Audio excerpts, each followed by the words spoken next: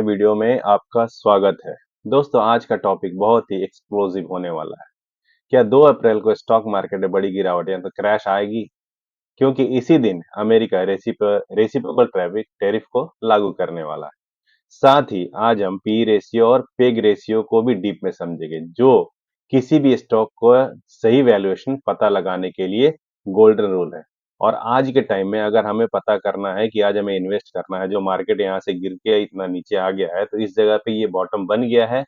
अगर हम स्टॉक का अगर कैलकुलेशन करके अगर पता लगा सके, तो हम लोग ये चीज सबसे अच्छा हो सकता है कि यहाँ पे हम इन्वेस्ट करना चालू करें और यहाँ से हमको अच्छा पैसा और अच्छा प्रॉफिट निकल सकता है। अगर पीई रेशियो और पेग रेशियो को पता है, तो हमें पता लग सकता है कि स्टॉक का ओवर वैल्यूड है या ओवर सेल है। तो इससे पता चलेगा कि मार्केट से हमें यहाँ पर स्टॉक खरीदना चाहिए या अभी रुकना चाहिए या अभी और बेचना चाहिए।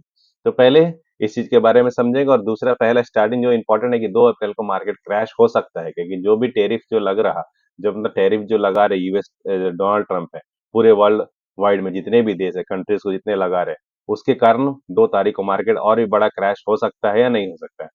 तो पहले समझेंगे कि टेरिफ होता क्या है, what is a tariff. Tariff क्या है उसके बारे में डिटेल से समझेंगे कि टेरिफ अगर आपको नहीं समझ में आता तो उनको पूरा समझ में नहीं आएगा। तो टेरिफ क्या है? ये एक टेरिफ होता है, इंपोर्ट टैक्स होता है, ठीक है। एग्जाम्पल के लिए मान लेते हैं, अगर भारत का 1,000 रुपए का सामान यूएस जाता है और उसका 20% टेरिफ लगता है, तो यूएस में वह 120 रुपए का बिकेगा। एक्स्ट्रा मतलब 20, मतलब 20 रुपया यूएस गवर्नमेंट के जेब में चला जाएगा, मतलब जो टैक्स लग गया ऊपर का 20 रुपया, उसको टैक्स वो यूएस गवर्नमेंट को चला जाएगा।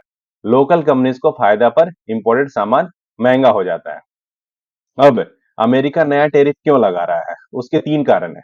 पहला है व्यापार में घाटा, मतलब ट्रेड डिफिसिट हो जाएगा। यूएस चाइना में 416 बिलियन का सामान खरीदता है, लेकिन बेचता भी सिर्फ 999 बिलियन का। तो कितना डॉलर का? 317 बिलियन का घाटा होता है। चाइना के सामान पर टैरिफ बढ़ाकर घाटा कम करना चाहता है यूएस गवर्नमेंट। तो रेसिप्रोकल जैसे को तैसा नियम करना चाह रहे हैं यूएस, मतलब यूएस में जो ट्रम्प साहब है, ट्रम्प का कहना ये है कि जो भी मेरी कंपनी में, मतलब मेरे, अगर मैं किसी को, किसी देश को मैं सामान अगर बेचता हूँ, तो अगर वो उसमें 20% लगाता है, तो मेरे यहाँ पर अगर किसी का सामान आएगा तो हम भी उसको 20% आएगा। अगर एक्चुअल में देखा जाए डाटा के हिसाब से, तो यूएस जो कर रहा है वो एक तरीके से डेटा के हिसाब से सही है। लेकिन वहीं पर क्या होता है कि हर जगह पे अगर 20-20% हम ऊपर नीचे करते रहेंगे, तो बहुत जगह पे ये लॉस भी होगा और कहीं पे फायदा भी होगा। अब यूएस गवर्नमेंट को फायदा हुआ तो किसी छोटी कंपनी, समझिए कि हमने 5% किसी को इंपोर्ट किया है और 20% उन्होंने एक्सपोर्ट किया है, तो उस जगह पे डिफरेंस बहुत ज्यादा हो जाता है। उस टाइम से लॉस होने के चांसेस बहुत ज्यादा होते हैं और मार्केट में उसका असर भी हो सकता है। तो क्या होता है कि गवर्नमेंट रेवेन्यू में भी उसका असर पड़ता है। टैरिफ से मिला पैसा, टैक्स कट जैसे ट्रम्प को 2017 के कानून में बैलेंस करना पड़ेगा। अब भारत पर इसका क्या असर होगा उसके बारे में वो समझते हैं। इसके लिए अच्छा न्यूज क्या हो सकता है? भारत अमेरिका ट्रेड डील पर बातचीत चल रही है अभी, कुछ 27 तारीख से लेकर 29 तारीख तक। यूएस से कुछ इस टैक्स को लेके उनकी कुछ टीम आई हुई है, तो 29 तारीख तक वो यहाँ पर रहेंगे। और जैसे कि मोदी साहब वहां पर गए थे ट्रम्प के पास, तो उस टाइम जब टैरिफ का बात हो रही थी, उस टाइम वहां भी उन्होंने कुछ डील किया था।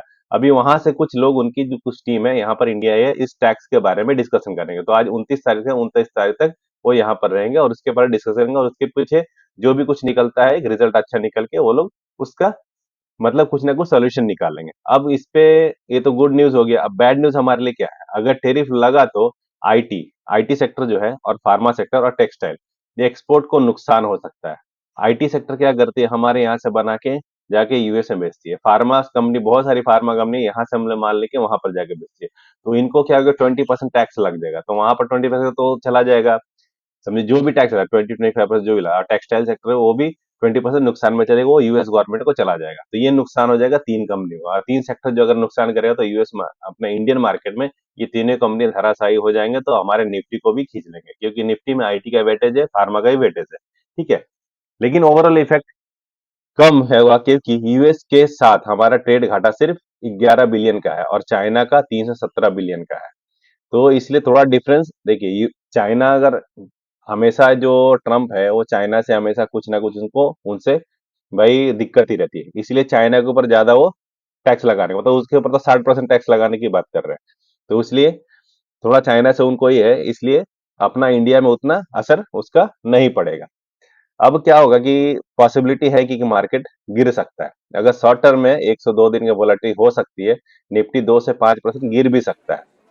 लेकिन एक चीज और देखने वाली बात है कि 2 तारीख को अगर ट्रम्प जो टैरिफ लगा रहे, उससे पहले देखिए मार्केट में एफआई जो थे, वो कंटिन्यू बेच रहे थे। लेकिन टैरिफ लगाने से 2 दिन पहले, 3 दिन पहले, उन्होंने अच्छा खासा 6,000, 8,000, 10 करोड़ का उन्होंने खरीदारी भी किया है वो कैश मार्केट में। अगर वो टैरिफ अगर मार्केट गया तो ये खरीदने के लिए आते नहीं। तो ये भी एक सोचने वाली बात है, उस पे आप नजर रखिएगा। अब लॉन्ग टर्म में क्या हो सकता है?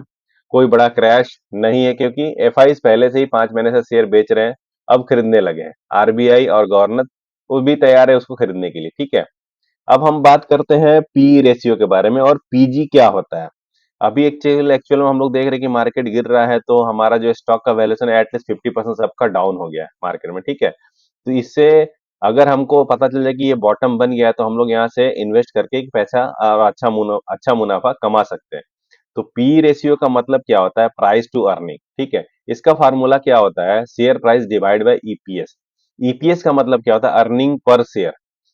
कंपनी का profit divide by total share. Example के लिए अगर मानते हैं टाटा ने 1,000 करोड़ का प्रॉफिट कमाया और 10 करोड़ शेयर है उसके पास, तो ईपीएस का मतलब हुआ इसका 100 रुपए, ठीक है। अगर शेयर प्राइस 2,000 है, तो पी जो रहेगा, पी रेशियो 2,000 डिवाइड बाय 100 मतलब 20 रुपए। तो इसके दो तरह होते हैं। एक ट्रेलिंग पी, पास्ट 12 मंथ के प्रॉफिट का बेस्ड होता है, और फॉरवर्ड में P ratio future profit estimate का बेस्ड होता है। अगर PEG ratio, price divide by earning to growth होता है। फॉर्मूला इसका क्या होता है? पेग रेशियो का P ratio divide by EPS growth rate. Example के लिए अगर किसी स्टॉक का पी 30 है और ईपीएस ग्रोथ 15% है, तो पेग रेशियो 30 डिवाइड बाय 15 मतलब कितना हुआ? उसका 2 आ गया। अब इसके लिए अच्छा क्या है? पेग रेशियो लेस देन अगर 1 रहता है, तो अनडिलीवर्ड वैल्यू रहता है, मतलब खरीदने का ये मौका है। अगर 1 से नीचे है तो खरीदने का वैल्यू है। अगर पेग वैल्यू 1 और 2 रहा, तो ये फेयर वैल्यू, मतलब ठीक है, आसपास है। और पेग वैल्यू अगर उससे 2 के ऊपर है, ओवर वैल्यू रिस्क है, तो ये 2 के ऊपर है, मतलब ओवर वैल्यू, ये मतलब इसको खरीदने का मौका अभी नहीं है। तो इससे हमको पेग और पी रेशियो से हमको पता चलता है कि हमको मार्केट में अभी किसी स्टॉक को खरीदना है या नहीं खरीदना है।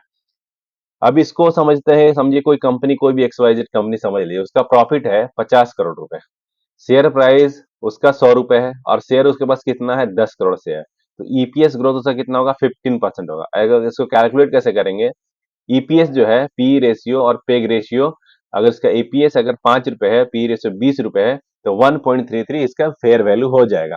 जैसे कंक्लूजन एक तरह से निकलता है।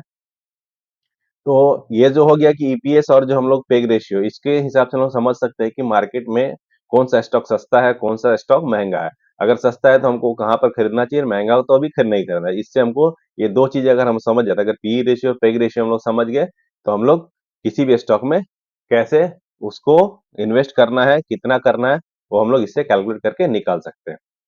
अब ये पूरा जो मैंने वीडियो बनाई, इसके ऊपर एक कंक्लूजन क्या निकलता है कि 2 अप्रैल को पैनिक अगर होता है, तो उस टाइम पे क्या करना है कि हमको स्टॉक बेच के निकलना नहीं है। छोटी गिरावट अगर होती है, तो स्टॉक में धीरे-धीरे आपको एक्यूमुलेट करें और थोड़ा-थोड़ा करके वहाँ खरीदने की कोशिश करें। पेग रेशियो यूज़ करें, पी रेशियो से बेहतर है, क्योंकि उसमें ग्रोथ को भी कैलकुलेट करता है, ठीक है? लॉन्ग टर्म में इन्वेस्टर को बाजार में उतार-चढ़ाव हमेशा तो होता ही रहता है, तो आपको कोशिश करें कि जब मार्केट गिरता है, तो थोड़ा-थोड़ा इन्वेस्ट करने की कोशिश करें, और एक अच्छे स्टॉक में जिसका पी रेशियो, ग्रोथ, आप पी रेशियो, पेग रेशियो निकाल के उसमें आप उसका इस्तेमाल करें। ठीक है?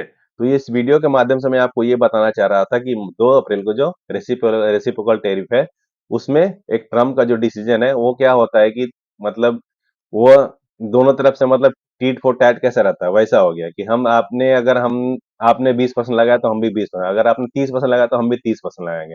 लेकिन इसमें एक डिफरेंस आ गया है कि एक मैं चार्ट आपको दिखाता हूँ, उस चार्ट में दिखता है कि बहुत सारी कंपनी, समझिए अगर अमेरिका मेरे यहाँ अगर दो कंपनी अगर भेजा, दो कंपनी का एक्सपोर्ट यहाँ पर होता है, मेरी 4 कंपनी है, तो वो कैसे मैनेज करेगा? दो कंपनी तो ठीक है, दो है, दो डिवाइड दो है, तो उसने 20 लगाया तो हमारे 20 लगा, तो 40, 20-20 करके 40-40 हो गया है दोनों तरफ। लेकिन हमारी अगर 4 कंपनी है और उसकी 10 कंपनी है, और एक्चुअल में देखा जाए तो 4 कंपनी है, तो 6 कंपनी एक्स्ट्रा हुई, तो 6 कंपनी का जो लॉस होगा वो 20-20% इधर चला जाएगा। तो मतलब लॉस किधर ना किधर तो वो किसी को लॉस हो ही जाएगा, क्योंकि दोनों तो सेम नहीं है। हर कंपनी अगर उसकी 4 कंपनी तो हमारी 6 कंपनी है, उसकी 1 कंपनी तो हमारे 2 कंपनी है, ऐसा कुछ ना कुछ डिफरेंस रहता है। इसके कारण डिफरेंस अगर ज़्यादा है, तो उसमें मामला गड़बड़ हो सकता है। इसलिए आपको उस चीज़ के ऊपर ध्यान रखना बहुत ज़रूरी है। तो वो मैं चार्ट आपको शेयर कर देता हूँ कि कौन-कौन देश के साथ कितना-कितना कंपनी है, कितना एक्सपोर्ट होता है और कितना इम्पोर्ट होता है। उसके ज़रिए आप कैलकुलेशन लगा सकते हैं कि मार्केट किस-किस कंट्री में इसका इफ़ेक्ट ज़्यादा और कम हो सकता है। सबसे ज़्यादा चाइना के साथ हो सकता है। चाइना है, वियतनाम है और कुछ और 1-2 कंपनी है, उसके ऊपर भी हो सकता है, ठीक है? तो ये सब चीज़ें नज़र रखिए। अगर वीडियो आपको अच्छा लगे तो लाइक कीजिए, शेयर कीजिए। मिलते हैं अगले वीडियो में। नमस्कार।